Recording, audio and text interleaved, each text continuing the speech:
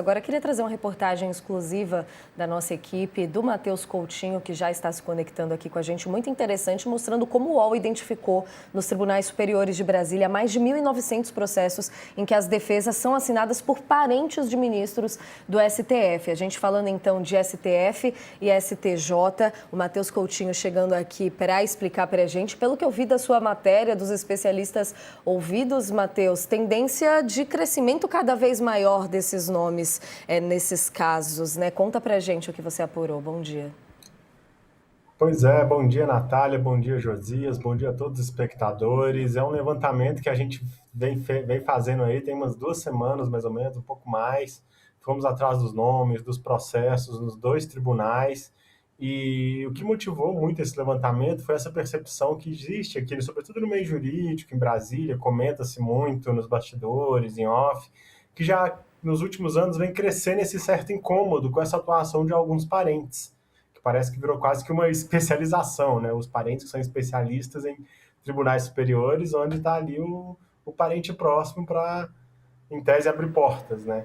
Então a gente foi atrás, tentamos achar esses números para tentar quantificar um pouco isso, o que é a atuação desses familiares, né? Fomos atrás apenas desses números de primeiro grau e os números, a princípio, surpreendem, porque de fato são muitos processos.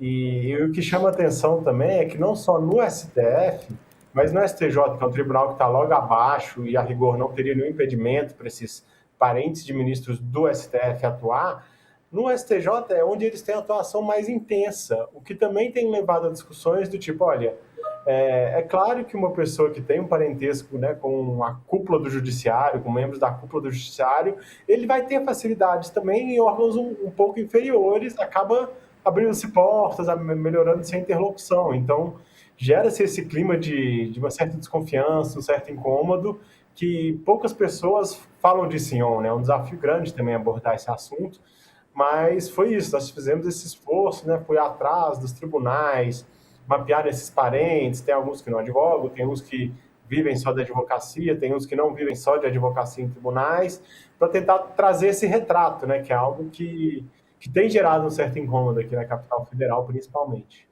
Não, com certeza, é um retrato muito importante. Aproveita até para a gente abrir rapidinho sua matéria, Matheus, para ter mais detalhes aqui. No momento, eles têm uma arte trazendo os parentes com processos no STF, de um total de 206 casos no Supremo. Eles trazendo ali, então, em laranja do STF, em roxo no andamento. Tem uma série de dados sendo colocados ali para baixo. E o destaque ali no começo para o ministro Luiz Fux, sendo que tem mais processos nos dois tribunais, né, Matheus?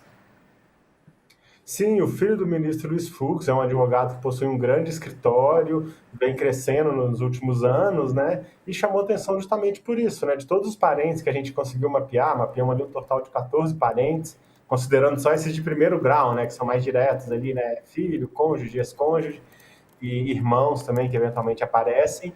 E o dele, de fato, assim, é o que apareceu mais casos atuando. Tanto casos que já foram arquivados, ou seja, casos em que ele entrou, atuou e o caso já foi encerrado, tanto casos que ainda estão em andamento. A gente vê que tanto no STF quanto no STJ, ele é um dos que tem mais casos nos dois tribunais, assim.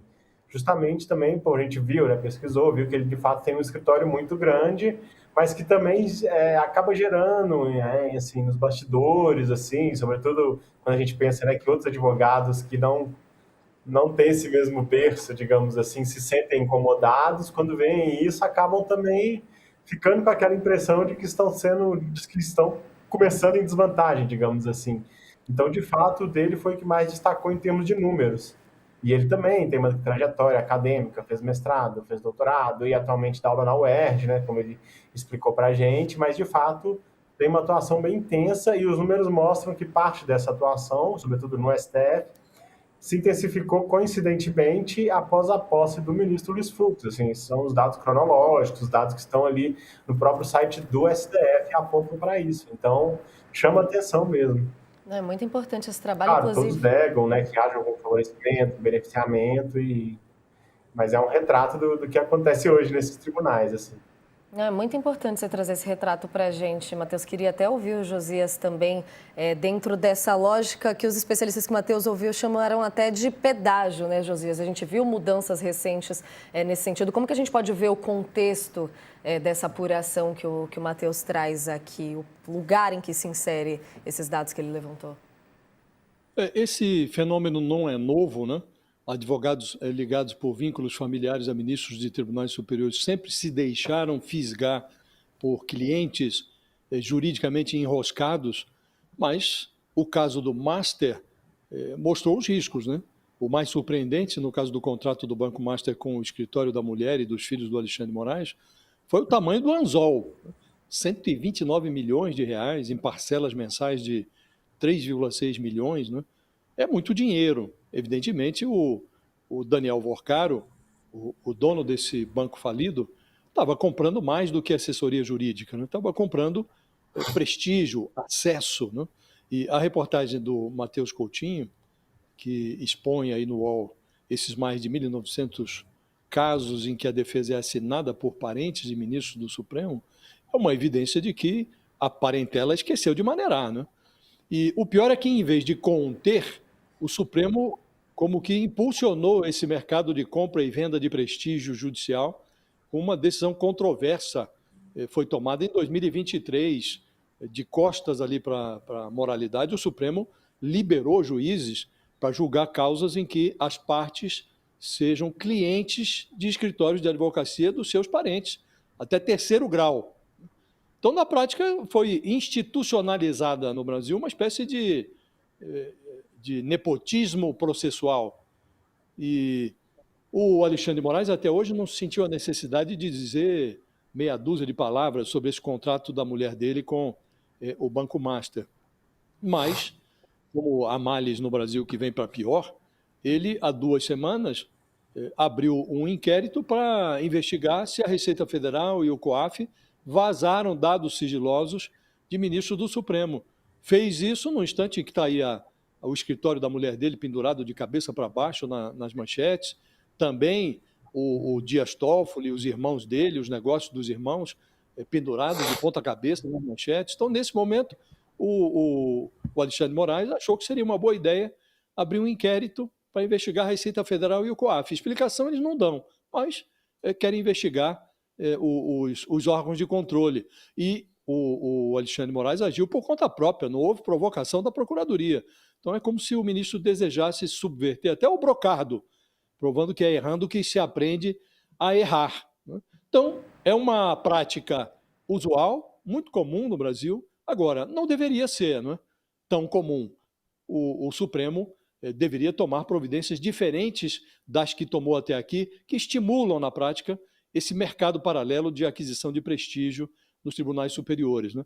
Mas vivemos essa realidade, ela vem sendo impulsionada, e a reportagem deixa isso claro, né? E aproveitando até esse momento aqui para a gente fechar a conversa, Matheus, nas suas apurações, nas respostas na hora de buscar, inclusive questionar as autoridades e familiares sobre esses dados, o que você sentiu e veio para você desse momento em que se fala tanto de código de conduta, no caso dos ministros, esse ambiente tão contaminado pelo que o Josias trouxe aqui para a gente?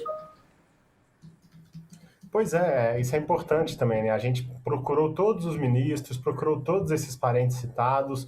Os ministros foram bem claros em afirmar que, olha, a gente, né, sempre se declara impedido quando aparece um parente direto atuando ali como advogado nos casos. Enfim, alguns ministros não responderam. E no caso dos parentes, todos eles tentam negar, desvincular esse sucesso advocatício do parentesco. No caso do próprio filho do Fux mesmo, fala que o escritório vem crescendo gradualmente, que ele tem, né, que ele é estudioso, que ele vem desenvolvendo academicamente, vem atuando sem ter relação com o pai, assim.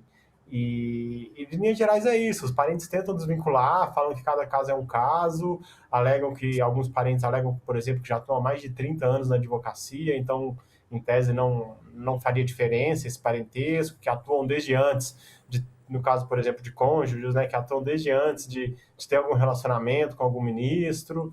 Então, assim, tem vários argumentos. Em linhas gerais, eles tentam diminuir a importância desse dado, né, como se não fosse algo que pudesse levantar questionamentos ou preocupações, eles tentam tratar como algo assim, olha, estamos atuando dentro da legalidade, não há nada ilegal, e, enfim, né, somos profissionais, temos nossa carreira. Então, assim, é uma coisa que fica no ar, é um retrato do que se passa em Brasília, né? É muito importante que você traga aqui a gente que vem destacando tanto a importância da imprensa nesse caso. Matheus, obrigada, parabéns pelo trabalho, a gente volta a se conectar aqui Eu que ao longo da semana. agradeço. Bom dia a todos aí. Obrigado, gente. Obrigado.